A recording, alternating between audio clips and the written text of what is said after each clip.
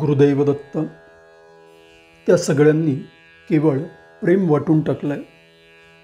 श्री गुरुचरित्रात वर्णन असलेले भक्त निष्ठेचं मूर्तिमंत प्रतीक आहेत. या सगळ्यांनी कृपेशिवाय अन्य काहीही मागितलं नाही, काही अपेक्षा ठेवली नाही. त्यांनी केवळ निरपेक्ष प्रेम आणि अखंड श्रद्धा मात्र वाचकांना दिली.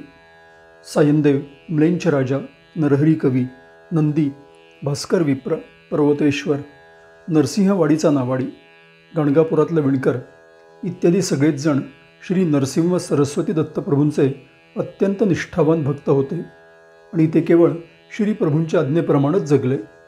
त्यांची भक्ती ही आत्मसमर्पण आहे. त्यांनी कोणतेही भौतिक लाभ न मागता केवळ श्रीचरणी शरणागती पत्करली. त्यांच्या भक्तीचे प्रसंग हे त्यांच्या प्रेमाचंच प्रकटीकरण आहे. त्यांनी अत्यंत एकनिष्ठेनं श्री नरसिंह सरस्वती दत्तप्रभूंची सेवा केली. त्यांच्या आयुष्यातला प्रत्येक क्षण भक्तीनं परिपूर्ण होता. राजसत्तेपेक्षा श्री दत्तभक्तीची सत्ताच त्यांनी सर्वश्रेष्ठ मानली. या सगळ्यांनीच आपल्याला एक गोष्ट शिकवली आणि ती म्हणजे खरा भक्त काहीही मागत नाही, तो केवळ देतो. तो प्रेम देतो, निष्ठा देतो आणि स्वतःला श्री नरसिंह सरस्वती दत्तप्रभूंच्या सेवेमध्ये आत्मसमर्पण करतो. गुरुदैव दत्त.